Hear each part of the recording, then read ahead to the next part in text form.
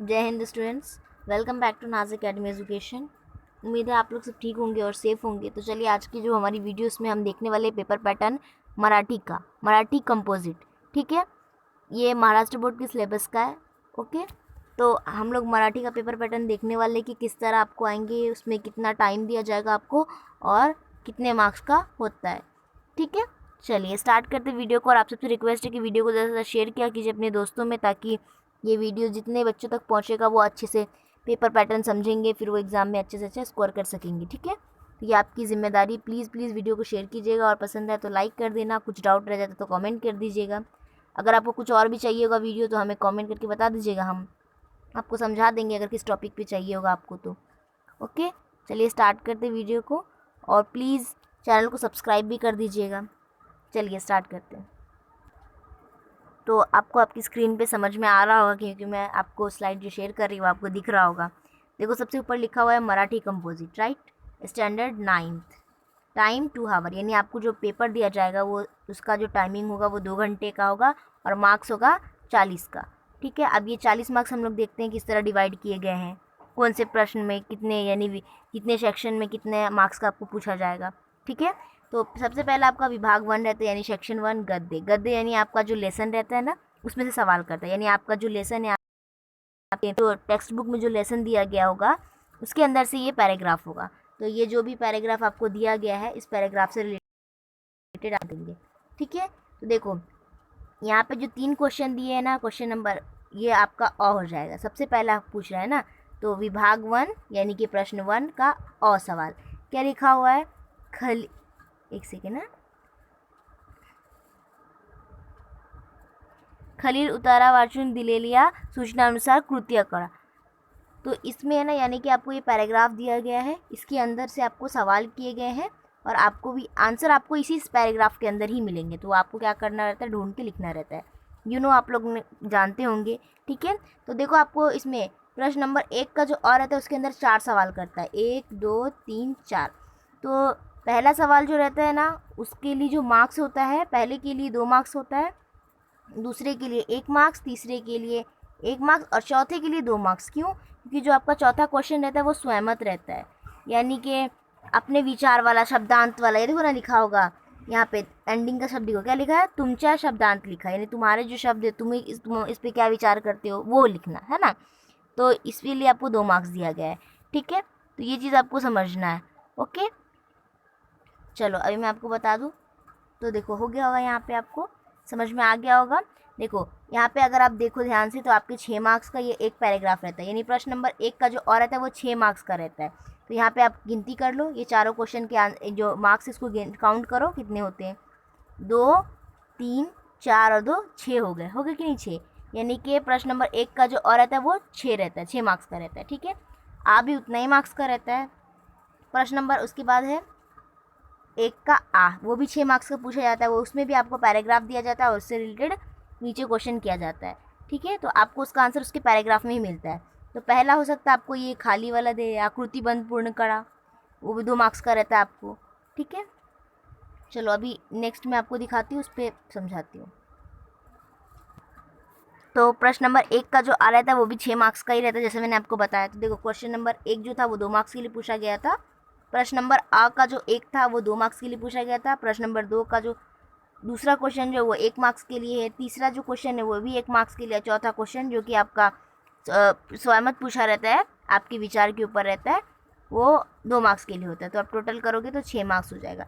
यानी आपका जो पहला विभाग 1 जो रहता है सेक्शन 1 गद्य, वो आपका 12 और आ को मिलाकर कितने हो गए, 12 मार्क्स के हो जाए। और 6 मार्क्स का रहता है और आ जो रहता है वो भी 6 मार्क्स का रहता है। तो टोटल हो गया 12 मार्क्स। ओके, यानी आपका सेक्शन 1 12 मार्क्स का क्वेश्चन किया जाता है। ठीक है, अब हम देखेंगे सेक्शन 2। सेक्शन 2 आप क्या होगा आपका, सेक्शन 2 होता है आपका पद्य, यानी कि आपका जो पोइट्री सेक्शन रहता है वो, यानी आपकी जो टेक्स्ट बुक उसके अंदर जितने भी पोएम दिए गए हैं उसमें से कोई भी एक पोएम आपको दिया रहेगा और उसमें से आपको सवाल करता है वो। ठीक है, तो प्रश्न नंबर 2 यानी कि विभाग 2 का जो, इसको भी 2 में डिवाइड किया जाता है, अ और आ। तो अ जो होता है वो 4 मार्क्स का होता है और आ भी जो होता है वो भी 4 मार्क्स का होता है। अब अ के अंदर आपको 2 सवाल करता है और दोनों के लिए आपको 2-2 मार्क्स देता है, तो दोनों को प्लस कीजिएगा तो आपको 4 बन जाएंगे। इसमें भी आपको उसी तरह वो 2 सवाल करता है और ये भी आपको 4 मार्क्स का आंसर हो जाता है। ठीक है, तो आपको ये सारी चीज़ें क्या है, क्योंकि आपको ये इसमें देता है, पैराग्राफ में देता है, तो आपके लिए ईजी हो जाता है कि किस तरह हम करेंगे, राइट। तो देखो आप यहाँ पे ध्यान से देखोगे तो क्वेश्चन नंबर 1 है ना, यहाँ पे बताया गया है 2 मार्क्स के लिए पूछता है ये, और दूसरा जो है वो भी आपको 2 मार्क्स के लिए पूछता है, इसीलिए 4 मार्क्स हो गया। उसी तरह प्रश्न नंबर विभाग 2 का आज जो क्वेश्चन है वो भी, पहला वाला भी 2 मार्क्स के लिए और जो दूसरा वाला है वो भी 2 मार्क्स के लिए पूछेगा। ठीक है, तो उम्मीद है आपको ये वाला समझ गया होगा, सेक्शन 2 भी। अब हम चलेंगे सेक्शन 3 की तरफ। उससे पहले मैं आपको समझा दूँ, यानी विभाग 3 की तरफ जाने से पहले समझा दूँ आपको कि जो आपका विभाग 2 होता है पद वो 8 मार्क्स के लिए होता है। देखो ना 4, क्योंकि अ जो होता है वो 4 का होता है और आ जो होता है वो भी 4 का होता है, दोनों को प्लस करो 8 होगा ना, हो गया। यानी कि आपका सेक्शन 1 12 मार्क्स का, सेक्शन 2 8 मार्क्स का होता है। अब हम जाएंगे विभाग 3 की तरफ। चलो, विभाग 3 जो रहता है यानी व्याकरण रहता है, यानी आपका ग्रामर सेक्शन रहता है मराठी का। ठीक है, तो ये आपको 8 मार्क्स के लिए करता है। ठीक है, इसमें भी 2 डिवाइड रहता है, अ और आ, यानी कि विभाग 3 का जो 2 क्वेश्चन रहते हैं अ और आ, तो अ के अंदर आपको ये क्या करेगा, आप अ के अंदर ये आपसे 3 सवाल करता है और आ के अंदर आपसे 3 सवाल करता है ये। ठीक है, तो लेकिन इनके मार्क्स वो अच्छे से डिवाइड करता है। पहला वाला जो बॉक्स रहता है वो 2 मार्क्स का दिया गया और बाकी नीचे के जो एक एक है ना, ये दूसरा। और रुको मैं इसको एक बार पहले स्क्रीन साफ़ कर दूँ ताकि आपको कन्फ्यूज़न न रहे। ठीक है, देखो ये जो पहला वाला रहता है ना वो आपको 2 मार्क्स के लिए करेगा, दूसरा वाला 1 के लिए और तीसरा वाला जो रहता है वो 1 के लिए रहता है। अगर 4 क्वेश्चन दिए होंगे तो ये 2 की जगह 1 ही मार्क्स का एक बॉक्स रहेगा। ठीक है, अगर 3 दिए होते तो पहला वाला जो बॉक्स रहता है ना वो 2 मार्क्स का रहता है, लेकिन यहाँ पे 4 क्वेश्चन दिए गए यानी कि 4 के 4 सब पे आपको 1-1 मार्क्स का क्वेश्चन सवाल किया गया है। ठीक है, उसी तरह अब आपको आ जाता है प्रश्न नंबर 3 का आ, उसके अंदर भी आपको 4 मार्क्स के सवाल करेगा ये। तो इसके अंदर देखो आपको 3 ही दिया गया है, प्रश्न नंबर 1 2 और 3 है ना, ये देखो है ना 1 2 और 3 सवाल किए गए हैं और लेकिन 4 मार्क्स बोला गया है। क्यों? क्योंकि आपको इसके अंदर वैसे सवाल किए होंगे। यहाँ पे देखो आप, अगर आप ध्यान से देखोगे तो ग्रामर सेक्शन में ग्रामर ही पूछता है, तो आपकी जो टेक्स्ट बुक के अंदर जितने भी ग्रामर होंगे उसको आप अच्छे से पढ़ लीजिएगा। ठीक है, तो देखो आपको इन दोनों को प्लस करो, कितने हो जाएंगे 4 और 4, तो इक्वल कितने होगा 8। यानी कि जो आपका व्याकरण सेक्शन रहता है वो भी आपका 8 मार्क्स का रहता है। यानी कि विभाग 1 जो होता है, जो आपका ये होता है लेसन वाला जो रहता है वो 12 मार्क्स का रहता है। पोइट्री सेक्शन जो विभाग 2 रहता है वो 8 मार्क्स का रहता है और व्याकरण सेक्शन जो होता है वो आपका 8 मार्क्स का रहता है। यानी कि टोटल अब आपको हो गया 20 8 28 मार्क्स के हो गए क्वेश्चन। ठीक है, यानी कि अब जो 12 मार्क्स का, अब आपका जो ये चौथा रहता है ना विभाग 4, वो आपका 12 मार्क्स का क्वेश्चन रहता है। यानी विभाग 4 जो उपयोजित लेखन रहता है ना उसके अंदर आपको 12 मार्क्स के सवाल करेगा। ठीक है, ये भी इम्पोर्टेंट है। चलो मैं अब इसको आपको ये समझा दूँ, लेकिन आपको इसमें एक फीचर रहता है विभाग 4 में उपयोजित लेखन में, आपको ऑप्शंस देता है। क्योंकि आपको ऑप्शन देता है तो आपको ये लिए ईजी हो जाता है कि आपको क्या करना है ना। तो देखो प्रश्न नंबर 1 का जो और आएगा उसके अंदर भी आपको 2 ऑप्शन रहते हैं। ये देखो पत्र लिखने के लिए बोलता है, एक तो इनफॉर्मल लेटर होता है, एक तो फॉर्मल लेटर होता है, तो आप दोनों में से कोई एक लिख लोगे तो आपको 4 मार्क्स मिल जाएंगे। ठीक है, चलो अब हम प्रश्न नंबर 4 का जो आ सेक्शन है ना वो देख लेते हैं। अब आपको देखो प्रश्न नंबर 4 का जो आ रहता है ना, आ वाला, वो भी आपको 4 मार्क्स के लिए करता है, लेकिन आपको यहाँ पर भी ऑप्शन देता है। देखो आ का जो पहला रहता है ना उसके अंदर आपको वो पैराग्राफ दिया रहेगा अनसीन पैसेज, यानी कि ये जो पैसेज दिया रहेगा ना इसमें, इस क्वेश्चन में, वो आपके टेक्स्ट बुक के अंदर से नहीं रहता है, ये आपको अलग से वो देता है, कहीं से भी एक पैराग्राफ उठाता आपको देता है कि ऐसा इसके अंदर से सवाल बनाने रहते हैं 4। तो आप क्या करने का, 4 सवाल बोला ना तो 5-6 बना देने का, क्योंकि अगर आपका एक मिस्टेक जाता है ना 1 या 2 तो आपको पूरे मार्क्स मिल जाते हैं, क्योंकि आप ऑलरेडी एक्स्ट्रा बनाए रहते हो, तो इसकी वजह से आपको फुल मार्क्स मिल जाते हैं इसके ऊपर 4 मार्क्स। ठीक है, तो जो ट्रिक बोल रही हो अगर आप अपनाते हो तो आपको फुल मार्क्स ज़रूर मिलेंगे।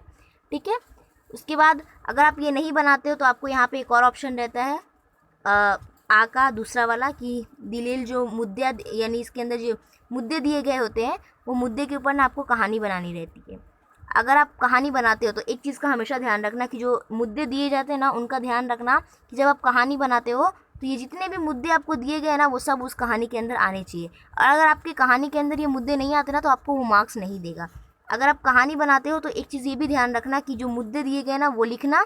अगर आपको कहानी के अंदर वो सारे आ जाते हैं ना तो उसके जो भी मुद्दे हैं ना, जैसे यहाँ पे दिया गया है एक वृद्ध शेतकरी, तो ये अगर आपके ये मुद्दा आपकी कहानी के अंदर आ रहा है तो उसको अंडरलाइन कर देना पेंसिल से, ठीक है, ताकि जो एग्जामिनर हो ना उसकी नज़र सीधा उस पर जाए।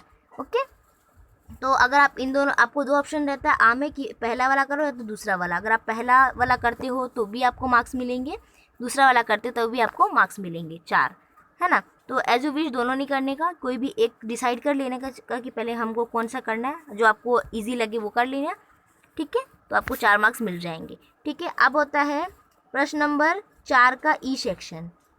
तो उसमें आपको, इसके अंदर भी आपको ऑप्शंस रहते हैं। तो पहला वाला जो रहता है वो आपको यहाँ पर भी मुद्दे ही दिए रहते हैं और आपको इस विषय पर निबंध लिखना रहता है, ठीक है।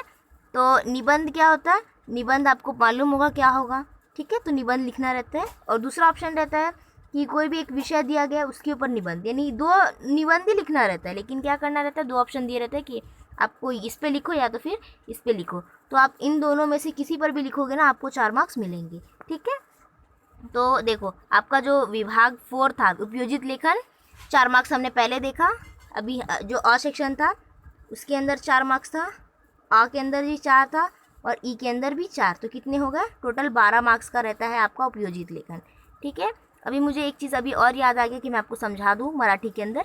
देखो, आपका जो ये वाला, अगर प्रश्न नंबर 4 का जो आ है ना उसके अंदर आप मुद्दा जो बनाते हो ना, मुद्दे के ऊपर अगर आप कहानी बनाते हो तो एक चीज़ हमेशा ध्यान देने का, आप ना शीर्षक दिया करो। शीर्षक का मतलब होता है टाइटल, यानी कि मैं आपको एग्जांपल देके समझा दूँ। टाइटल आप लोग समझे होंगे, आप लोग इंग्लिश में पढ़े होंगे कि एप्रिशिएशन ऑफ पोएम पढ़ते हो ना, तो जैसे आपको बोलता है टाइटल लिखने के लिए उस पोएम का, तो अब उस पोएम का जो नाम रहता है आप लोग वो लिखते हो। उसी तरह ना कि जो कहानी आप बनाते हो ना, तो उस कहानी को एक प्रॉपर नाम दो। उस कहानी का क्या मतलब हो सकता है, नीचे पीछे सीख लिख लिया करो, यानी जो पूरी कहानी आप लिख लेते हो ना उसके बाद एंडिंग में सीख बताया करो कि हमें इस कहानी से क्या सीख मिलती है, ठीक है। तो आप लोग मराठी के पढ़े ही होंगे, आप लोग महाराष्ट्र के सिलेबस का है तो ऑब्वियसली आप लोग मराठी पढ़े होंगे, ओके। तो देखो, यहाँ पर मैंने आपको पूरा पेपर पैटर्न समझा दिया है 9th क्लास का मराठी का, किस तरह एग्जाम में आपको पूछा जाता है। फाइनल एग्जाम में 40 मार्क्स का क्वेश्चन होता है, ठीक है। सो आपको ये वीडियो कैसे लगा हमें कमेंट करके बता दीजिएगा, वीडियो को लाइक कर दीजिएगा प्लीज़, और वीडियो को ज़्यादा शेयर कर दीजिएगा, और जाते जाते चैनल को सब्सक्राइब करके जाइएगा, ओके। चलो बाय, नेक्स्ट वीडियो में मिलते हैं। कोई डाउट रहना तो कमेंट करके पूछ लेना, ओके। और डिस्क्रिप्शन बॉक्स चेक करना आपकी हेल्प के लिए, वहाँ मैं कोई ना कोई वीडियो रखे हुए रहती हूँ, आप लोग चेक कर लीजिएगा और वहाँ से आपके हेल्पफुल के लिए वो वीडियो रहता है, ओके। चलो बाय।